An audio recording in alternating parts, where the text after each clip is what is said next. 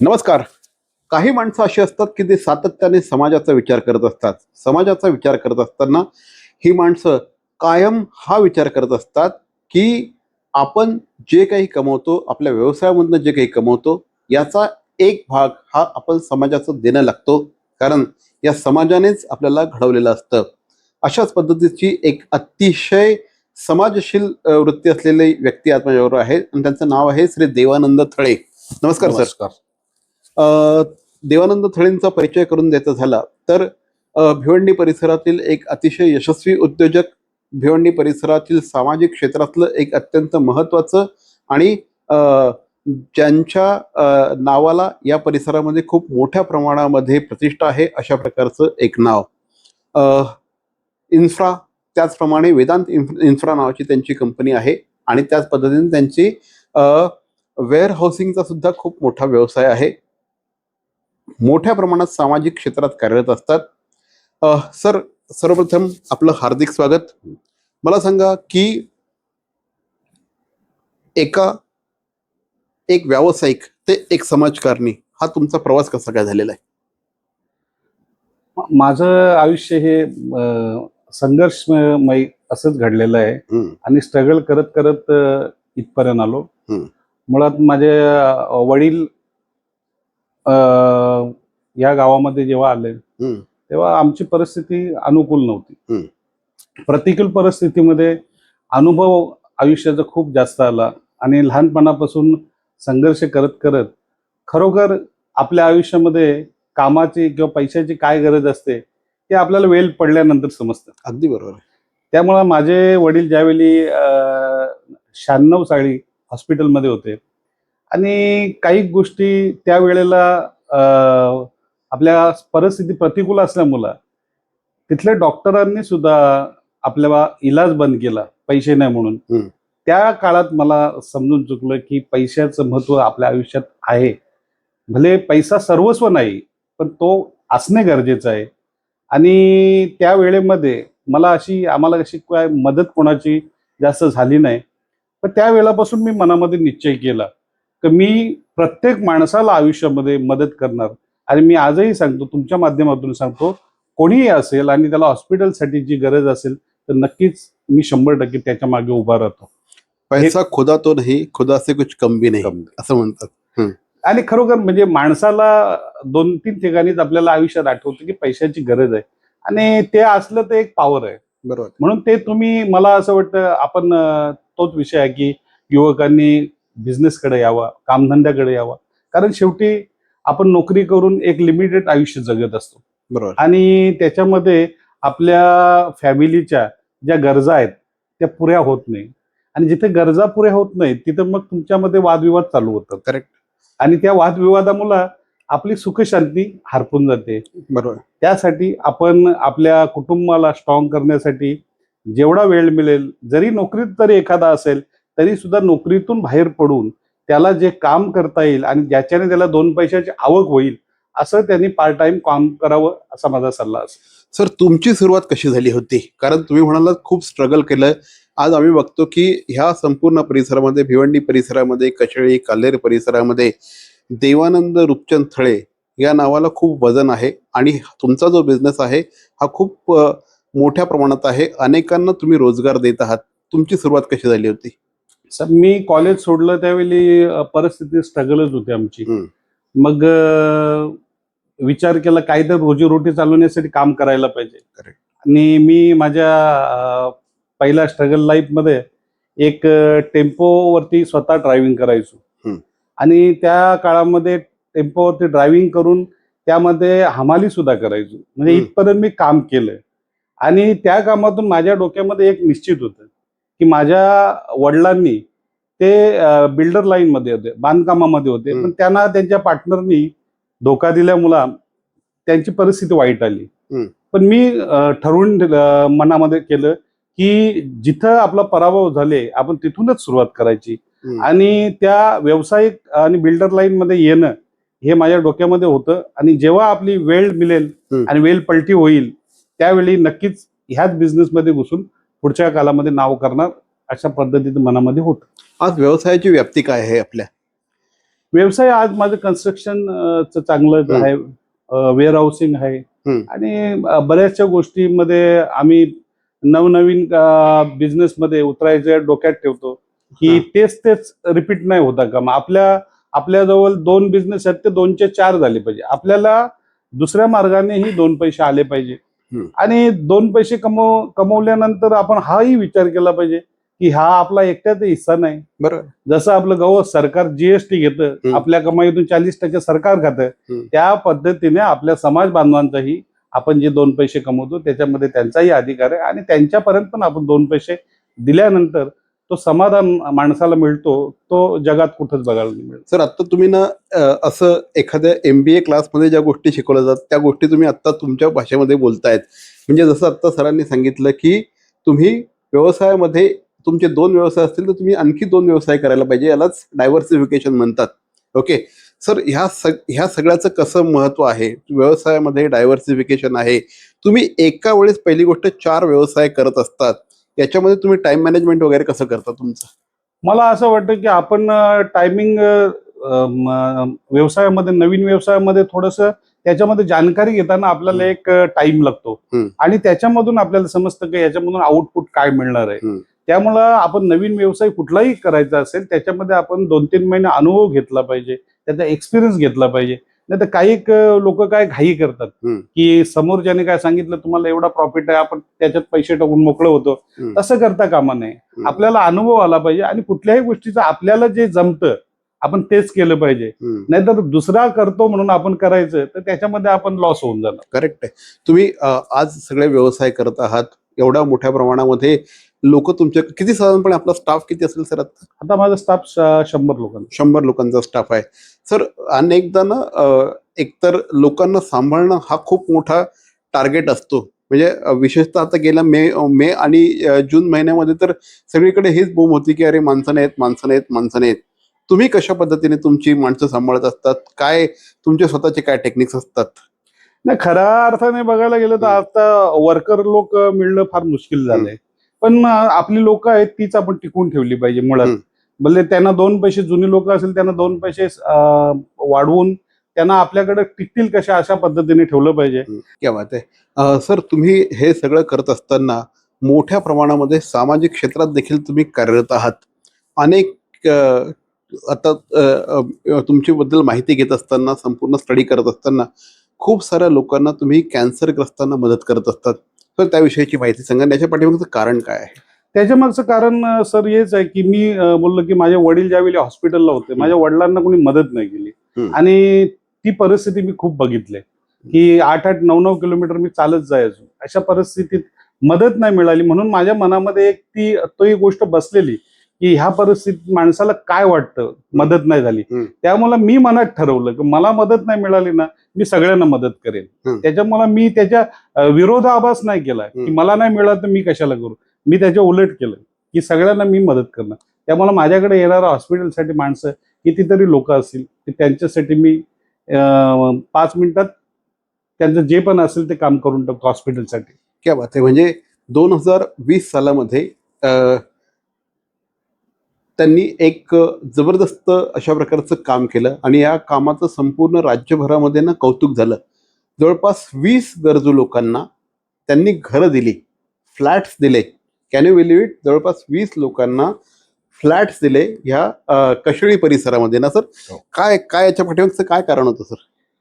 मी तुम्हाला सर सांगेन की एक दिवस माझा असा हा पिक्चर सचिन खेडेकरांचा आहे. एक दिवस माझा, करेक्ट आहे. तर त्या पिक्चर मध्ये मी बघितलं की त्यांनी एक अंध म्युझिशियन असतो, संगीतकार असतो, तर त्यासाठी त्यांनी दिवस रात्र करून, म्हणजे मला वाटतं त्यावेळी एक दिवस असा होता की त्यामध्ये विधानसभेचं काम पूर्ण रात्रभर चाललं आणि त्या माणसाला एक फ्लॅट अलॉट करून आणि ते फ्लॅट दिलं. त्या पिक्चर मध्ये बघताना मला असं वाटलं यार, एक फ्लॅट एक मुख्यमंत्र्याला देऊन किती आनंद झाला. तर आपण असं काय करू शकतो का? क्या बात आहे. हा, तर मला ते पिक्चर मधून आयडिया आली आणि मी ती राबवली त्याच्यामध्ये महत्वाचं. आणि 20 लोकांना घरं आणि महिला बचत गट होतं त्यांना गाले दिले त्यांचा रोजगार व्हावा यासाठी. तर ते पिक्चर मधून बरंच आपण चांगलं शिकायचं असं लोक काय घेतात मला माहिती नाही. मला पिक्चर हा माझा आवडीचा विषय आहे आणि मी आयुष्यामध्ये ते चांगलं जेवढं जमेल तेवढं घ्यायचा प्रयत्न करतो. काय आनंद होता त्या लोकांच्या चेहऱ्यावरचा, ते कोण, त्यांचा निकष काय होता निवडायचा, आणि त्या लोकांचं काय नंतरच्या प्रतिक्रिया आहेत? सर निकष असा होता की त्यांची परिस्थिती 50 वर्षात पण ते घर घेऊ शकत नव्हते. हम्म. पण आज आज मी त्या बिल्डिंग मध्ये जेव्हा जातो, ती लोक घर घेतलेली लोक मला मी गेल्यानंतर सगळे एकत्र जमा होतात आणि त्यांनी माझा असा छानसा फोटो लावला भिंतीला. हम्म. तर मला असं वाटतं आपल्या आयुष्यातली कमाई हीच आहे, कारण बाकी काय घेऊन जाणार आहे. लोकांनी हजारो करोड कमवले, तेही वर गेले, तर तुम्ही जाताना त्या लोकांच्या मनामध्ये प्रेम दिलं आणि त्यांच्या मनामध्ये जी भावना दिली तीच तुमच्यासाठी आयुष्यभराची पुंजी आहे असं मला वाटतं. ठाणे जिल्हा मध्यवर्ती सहकारी बँकेच्या संचालकपदी नियुक्ती झाल्याबद्दल माननीय श्री मनीष राजेंद्र पाटील यांचं हार्दिक हार्दिक अभिनंदन. शुभेच्छुक श्री राजेंद्र पाटील, माजी अध्यक्ष ठाणे जिल्हा मध्यवर्ती सहकारी बँक. पुनश्च एकदा श्री मनीष राजेंद्र पाटील यांची संचालकपदी नियुक्ती झाल्याबद्दल हार्दिक अभिनंदन. शुभेच्छुक श्री राजेंद्रजी पाटील. भवानी ज्वेलर्स ठाणे, पारंपरिक आणि आधुनिक दागिन्यांचा अप्रतिम संगम. प्रत्येक स्त्रीची पहिली पसंती भवानी ज्वेलर्स ठाणे. नक्की भेट द्या. ठाणे जिल्हा मध्यवर्ती सहकारी बँकेचे माजी उपाध्यक्ष श्री अरुणजी पाटील यांची ठाणे जिल्हा मध्यवर्ती सहकारी बँकेच्या संचालकपदी पुन्हा एकदा दणदणीत निवड झाल्याबद्दल तमाम कार्यकर्त्यांच्या वतीने हार्दिक हार्दिक शुभेच्छा. दादा, दात घासताय ना, मग पाणी का वाया घालवताय?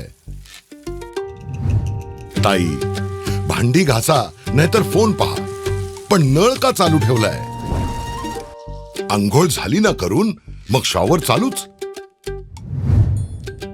कपडे धुताय पण पाणी वाया जात आहे, त्याचं काय?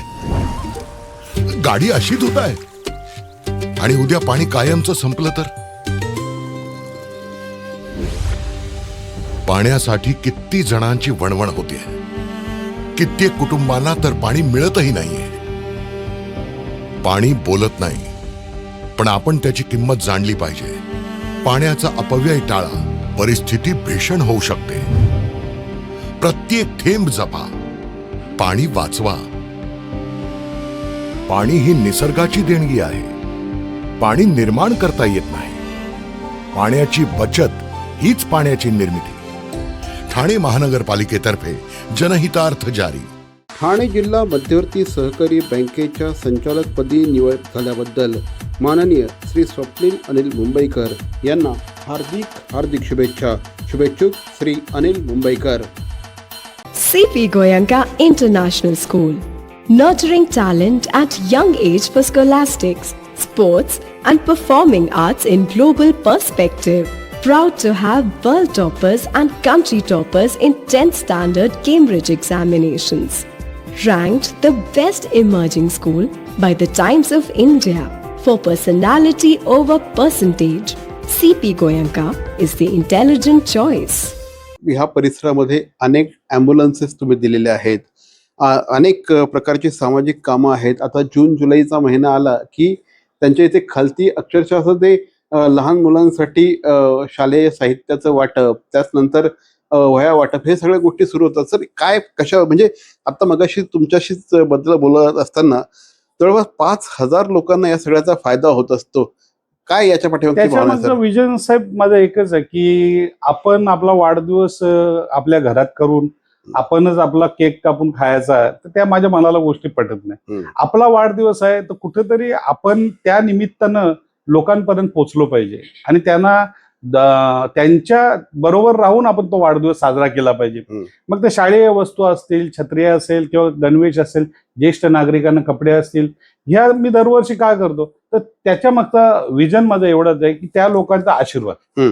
आणि मला असं वाटतं मी सातत्यपूर्ण एवढी वर्ष हे करतो तर त्यांचा आशीर्वाद मला आहे. आणि दुसरी गोष्ट, आपण पूर्वीच्या काळातही बघा, राजे महाराज जेव्हा त्यांचा वाढदिवस करत तेव्हा ते प्रजेला अन्नधान्य वाटत का, तर त्यांच्या रूपाने आपल्याला आशीर्वाद मिळाला पाहिजे. आणि हा सगळा जो खटाटोप माझा आहे तो मला त्यांचा आशीर्वाद मिळवण्यासाठी आहे. कारण मी जिथल्या गावामध्ये जातो त्या ज्येष्ठ नागरिक असतील, आमच्या आया बहिणी असेल डोक्यावर ते हात पडतो. आणि खरोखर मला मला ते आजपर्यंत त्याचा खूप अनुभव आहे. आणि त्यामुळे मी जे आज काय सुखी आहे ते त्या गरीब लोकांच्या आशीर्वादाने. मला असं वाटत नाही की मी सगळ्यांचंच भलं करू शकतो, पण मला वाटतं देवाने मला 100-200 लोकांचं भलं करण्याची ताकद दिली ना, माझ्यासाठी तेवढीच खूप आहे. आणि मला जेवढं जमेल तेवढं मी दोन्ही हाताने करत राहीन आणि शेवटपर्यंत करत राहीन असं माझं. तुम्ही असं एवढं मनापासून बोलताय ना, तुमच्या बोलण्यात असं जाणवत आहे की म्हणजे ह्या माणसाकडे अशी प्रचंड इच्छाशक्ती आहे की आपण कुणासाठी काहीतरी करायची सॉलिड इच्छाशक्ती आहे. साहेब, का बरं हे सगळं का डेव्हलप झालं? असं काय संस्कार होते तुमच्यावर आई वडिलांचे? सर, आई वडिलांचं म्हणजे आमची परिस्थिती वाईट होती आणि त्या परिस्थितीतून इथपर्यंत आलो. तर मला त्या परिस्थितीची जाण आहे आणि त्या परिस्थितीने मला चटके दिलेले आहेत. त्यामुळे मला असं वाटतं की एखादा माणूस आपल्याकडे काम घेऊन येतो, तो काय परिस्थितीत येतो आणि त्याच्या मनामध्ये काय चाललेलं असतं. तर ह्या गोष्टी आपल्याला समजायला आपल्या आपल्या मनामध्ये तो ओढावा लागतो. म्हणून मी राज कपूर यांच्या पिक्चर मधल्या गाण्यात तर माझ्या व्हॉट्सअप वरती पण स्टेटस आहे, किसी का दर्द मिल सके तोले उधार, जिना इसी का नाम है. क्या बात आहे. अशा पद्धतीचं काम करायला पाहिजे. समोरच्याचं दर्द आपल्याला ओळखता आलं पाहिजे, त्याचं दुःख ओळखता आलं पाहिजे. नाहीतर काय सगळेच पैसेच कमवून आणि लोक एखाद्याला आश्वासित करायचं, त्याला मदत नाही करायची. पण मला असं वाटतं का आपण इथे अमरत्व घेऊन आलेलो नाही. आपण सगळे जाणार. आपलं हे शरीर नाशवंत आहे, तेव्हा किती दिवस टिकणार ते? आणि त्याच्यासाठी किती खटाटोप करायचंय? आयुष्यात कितीही कमवा, 2 चपाती किंवा 1 भाकरीच्या जास्त तुम्ही खाऊ शकत नाही. त्याच्यामुळे मला असं वाटतं की आपल्याला देवाने दिलं त्याच्यामध्ये समाधान माना आणि आपल्या जवळून जे उरेल ते लोकांना देण्याची दानत ठेवा. या पद्धतीचं मला असं नेहमीच वाटतं. म्हणजे ना, सरकार पेन्शन देत असतं आणि देवानंद थळे हे काही जणांना दर महिन्याला पेन्शन देतात. सर, ही जी तुमची पेन्शन स्कीम आहे त्याविषयी सांगा जरा. मला माझ्या बहिणी वगैरे सुद्धा आहेत, ते अशा गरजू लोक असतील, मग ते माझ्याकडे तक्रार करतात की अशी अशी परिस्थिती आहे, त्यांना कोणीच नाही मागे पुढे. तर ते मग मी सांगतो, बाबा तुम्हाला काय चालू करायचं ते महिन्याला मग ते पाकिट आमचं चालू राहतं. असं बऱ्याचशा ठिकाणी पहिल्यापासून मी करतो. पण मी मागेही एका कार्यक्रमात गेलो. ती एक आजी, खारीगाव इथे एक आजी आहे, तर त्यांना मंथली पेन्शन आहे आमच्याकडे. तर त्या मला माझ्यासाठी 2 तास थांबल्या त्यांच्या नातवांना घेऊन. आणि अक्षरशः मी गेल्यावर माझ्या डोक्यावर ते हात ठेवून बोलला की आमच्या मुलांनी आमच्यासाठी काय नाही केलं, मग तुम्ही केलं तर देव तुमच्यासाठी खूप करेल. तर मला वाटतं त्यांच्या रूपाने देवच भेटल्यासारखे आपल्याला. हे आशीर्वाद खूप मौल्यवान असतात नाही? खूप मौल्यवान असतात आणि मला खूप अनुभव आहे त्याचा. कसं काय अनुभव आहे? मला असा अनुभव आहे की जेवढा तुम्ही लोकांसाठी करणार, मला असं वाटतं 2-4 दिवसात तुमच्यासाठी चांगली बातमी येते. क्या बात आहे. मला वाटतं तुम्ही जर लोकांसाठी 10,000 खर्च केले ना, तर त्यांच्या रूपाने दुसऱ्या 2-5 दिवसात 50,000 कुठून तरी तुम्हाला येणार. ते इच्छा मी ज्यावेळी सुरू केलं त्या गोष्टीला 20 वर्ष व्हायला आली. त्यावेळी मला असं वाटलं नव्हतं सर की आपण हे कसं एवढं खर्च पेलू शकतो, हे जमणार नाही, हे बंद होईल. पण देवाच्या कृपेने ते चालत राहिलं आणि कधी बंद नाही झालं. तुम्ही जे आता सांगताय ना की अगदी बरोबर आहे. म्हणजे परवा माझ्याकडे डॉक्टर रोहित साने आले होते आणि आता तुम्ही जे मगाशी म्हणालात की मला कुणी मदत नाही केली वडिलांच्या वेळेस, पण त्यावेळेस मी ठरवलं की आता मी खूप लोकांना मदत करायची. डॉक्टर रोहित साने एक्झॅक्टली हे बोलले की ज्या रोगाने माझ्या वडिलांचा बळी घेतला त्या रोगाच्या विरोधात मी लढणार, आणि त्यांनी ते माधवबाग सुरू केलं. त्याच पद्धतीची विचारसरणी तुमची दिसते आहे. साहेब, काय सांगाल? ओव्हरऑल तुमचा दृष्टिकोन काय, व्यवसायाकडे बघण्याचा दृष्टिकोन काय आहे आणि भविष्यातल्या काय योजना आहेत? मला माझ्या आयुष्यामध्ये सोशल वर्क हे फार मनाला भावलेला विषय आहे. आणि तसा मी धार्मिक आहे. माझ्या वेळात मी भजन करतो, कीर्तन करतो. मला सगळे आवड आहे. म्हणजे ती का आपण एकच क्रायटेरियामध्ये फसून नाही राहायचं की आपण अमुक एकच शिक्का मारून घ्यायचा की आपण पॉलिटिक्स मध्ये आहोत किंवा आपण याच्यामध्ये आहोत. मला वाटतं आपण सगळ्या अंगाने आपण काम केलं पाहिजे आणि वेगवेगळ्या पद्धतीने आयुष्याची मजाही घेतली पाहिजे. आणि लोकांना घेऊन बरोबर करणे, मजा करणे ही गोष्ट वेगळी आहे. मी माझ्या गावातील आमच्या महिला 400-500 महिला आहेत. आम्ही प्रत्येक वर्षी कुठे ना कुठे त्यांना फिरायला पिकनिक देतो मी. आणि आमच्या घरातली आमची आई असेल, माझी मिसेस असेल, वैशाली झाली, त्या आता सरपंच आहेत त्या शेळीच्या, त्या स्वतः बरोबर जातात. पण त्यांना जो अनुभव येतो त्यांच्याबरोबर जे मजा करण्यात आणि त्याच्यानंतर लोकांचं जे फीडबॅक येतं हम्म. की आम्ही इथं आम्हाला इथपर्यंत आणला तुम्ही, तर तो अनुभव खूप चांगला आणि खूप आशीर्वादाच्या गोष्टी आहेत.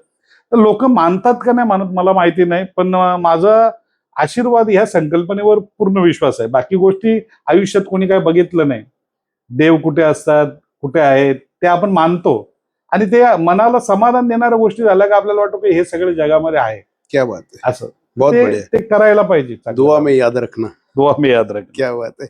तुझं स्वराज्य युवा प्रतिष्ठान तुमचं खूप आत्मीयतेचा विषय आहे, काय सांगाल? स्वराज्य युवा प्रतिष्ठान म्हणजे मी ज्यावेळी 2007ला इलेक्शन लढलो ग्रामपंचायत, हम्म. त्यावेळेला इथली परिस्थिती वेगळी होती. इथे एखादा घराण्यानेच लोकांसाठी म्हणजे एक काम नव्हतं केलं आणि हुकुमशाही सारखं काम होतं, दादागिरी वगैरे. तर 2007ला मी जेव्हा आलो तेव्हा माझ्या मनामध्ये होतं की जसं शिवाजी महाराज यांनी स्वराज्य उभारलं तर किमान मी माझ्या गावापुरता तरी स्वराज्य असेल लोकांसाठी आणि त्याच्यामध्ये सगळे लोक सुखी असेल, कोणाचा वादविवाद नसेल आणि कोणाची भांडणं नाही होणार आणि गावाचा विकास होईल, अशा पद्धतीचं माझ्या डोक्यात होतं. आणि ते योगायोगाने माझ्या कशेळी गावातल्या लोकांनी त्यावेळी 2007ला मला सरपंच बनवलं आणि खरोखर मी त्या दिवसानंतर त्या गावाचं रूपरेषा बदलण्याचाच प्रयत्न करतो आणि आजही माझं लक्ष गावावरती असतं. भविष्यात काय करायचं आहे दोन्ही गोष्टींमध्ये, एक सामाजिक कामांमध्ये सुद्धा आणि बिझनेसमध्ये सुद्धा, काय तुमची स्वप्न आहेत? बिझनेस मधून तर मी तुम्हाला सांगतो की मी तरुणांना आवाहन करतो की तुम्ही आता पुढे पुढे उत्तरोत्तर तुम्ही बिझनेसकडे वळा, व्यवसायाकडे वळा आणि ते तुमच्यासाठी चांगलं राहील. बरोबर. तुम्ही नोकरीच्या शोधात नका. बाळासाहेबांनी सुद्धा हेच सांगितलं की तुम्ही नोकरीमध्ये गुलाम होऊन जाता, तुम्ही कामधंद्याकडे वळा. तर पुढच्या काळात तरुणांना मी आवाहन करेन की तुम्ही कामामध्ये हे करा आणि आमच्यासारखी आम्ही लोक आहोत, तुम्हाला नक्की त्याच्यामध्ये मार्गदर्शन करू, तुम्ही विचारलं तर चांगले सल्ले देऊ. आणि भविष्यातलं सर सामाजिक दृष्टीने आता मला तर मी खरं सांगतो, मी 4 दिवसापूर्वी श्रीलंकेला गेलेलो. तर त्या श्रीलंकेला गेलेलो तर मला त्या 8 दिवसामध्ये एकही त्या रस्त्यावरती खड्डा दिसला नाही किंवा एकही कागदाचा तुकडा दिसला नाही. तर भविष्यामध्ये मला वाटतं की जगाचा नाश एकमेकाच्या वॉरने नाही होणार, तर ह्या प्लॅस्टिकमुळे होणार, ह्या कचऱ्यामुळे आणि घाणीमुळे जगाचा नाश होईल. तेव्हा आपण प्रत्येकाने सौजन्याने किंवा आपण प्रत्येकाने आपल्या तल्लक बुद्धीने हे विचार करायला पाहिजे की आपण जो कचरा प्लॅस्टिक रोडवर फेकतो तो आपल्या डस्टबिनमध्ये फेकला पाहिजे आणि आपण सगळ्यांना सहकार्य केलं पाहिजे. कारण आपण जर आपला राज्य स्वच्छ नाही केलं तर आपल्या राज्याची प्रतिमा ही बाहेर गावी वाईट जाते. तो अनुभव आम्हाला बघायला मिळतो. तेव्हा येत्या काळामध्ये आपण सर्व नागरिकांनी सोशल कामापेक्षा हेही सोशल आहे, अगदी बरोबर. तर ते खरोखर तुम्ही करायला पाहिजे अशी माझी मनापासून इच्छा. तर मंडळी, हे होते श्री देवानंद थळे हे भिवंडी परिसरातले एक मोठे व्यावसायिक आहेत. त्यांचा स्वतःचा इन्फ्राचा, कन्स्ट्रक्शनचा, त्याचप्रमाणे वेअरहाऊसिंगचा खूप मोठा व्यवसाय आहे. अनेक लोकांना ते रोजगार देत असतात. सातत्याने समाजाच्या उपयोगी पडण्यासाठी ते काम करत असतात. सर, आज वेळात वेळ काढून आम्हाला वेळ दिलीत आणि आमच्याशी बोलत त्याबद्दल धन्यवाद. जाता जाता काय सांगाल? जाता जाता मला एवढंच सांगायचं आहे की प्रत्येकाने आपल्या फॅमिली, आपलं कुटुंब प्रथम सांभाळावं. कुटुंबानंतर आपण समाजाकडे लक्ष द्यावं. त्यानंतर आपल्याला वेळ असेल, तुमची ताकद असेल तर राज्यासाठी काय करण्याची ठरवावं आणि आपल्या देशाचा आपल्याला अभिमान पाहिजे. कारण नेशन फर्स्ट, कारण ते अभिमान असलं, मनामध्ये ती भावना असली तर काहीतरी करण्याची इच्छाशक्ती होते.